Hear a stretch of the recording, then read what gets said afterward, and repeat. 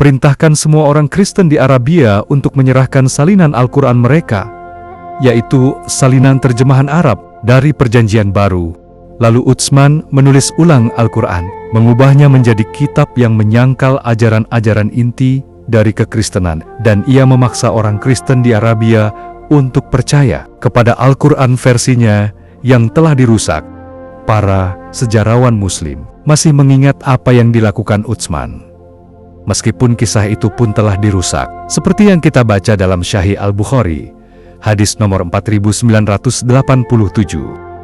Utsman mengirimkan ke setiap provinsi Muslim satu salinan dari apa yang telah mereka salin, yakni salinan baru dari Al-Quran yang telah sepenuhnya dirusak, dan memerintahkan agar semua materi Qurani lainnya, yakni salinan Al-Quran Kristen yang asli. Jadi Islam yang dipercayai umat Islam saat ini bukanlah agama yang diberitakan Muhammad.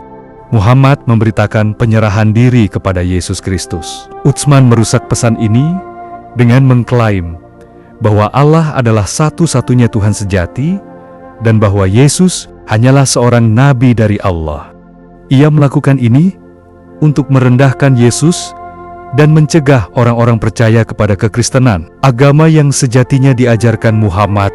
Dan itulah bagaimana pesan Kristen yang kuat dari Muhammad diubah menjadi propaganda anti-Kristen oleh seorang penyembah berhala jahat yang penuh tipu daya. Sekarang, bagaimana umat Muslim bisa membantah teori ini? Mereka tidak bisa merujuk pada Al-Quran, karena Al-Quran yang sekarang ini sudah dirusak oleh Utsman.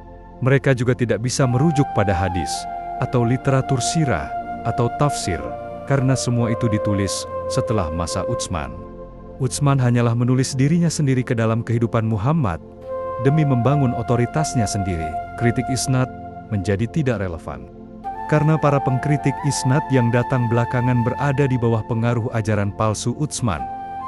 Kesimpulannya adalah bahwa Muhammad mengajarkan kekristenan ortodoks, dan bahwa Utsman adalah pendiri sejati dari apa yang sekarang disebut Islam, dan bahwa sesungguhnya Muhammad adalah seorang Kristen yang taat. Jadi bagaimana umat Muslim bisa menanggapi ketika dikatakan bahwa Muhammad adalah seorang Kristen yang taat? Satu-satunya respons yang mungkin dari pihak Muslim adalah dengan menolak untuk mengklaim bahwa Muhammad adalah seorang Kristen yang taat. Di negeri ini banyak yang tidak mau buka sejarah, tidak mau pelajari yang benar, hanya berupa katanya dari ustadznya, kiainya, guru ngajinya, hanya sebatas itu. Ternyata agama Islam bukan agama yang diajarkan oleh Muhammad, tetapi oleh Utsman. Dan kata Al-Quran berasal dari kata kerja qara'a yang berarti membaca atau mengumpulkan. Karena Al-Quran adalah bacaan yang dibaca berulang-ulang, makanya disebut Al-Quran.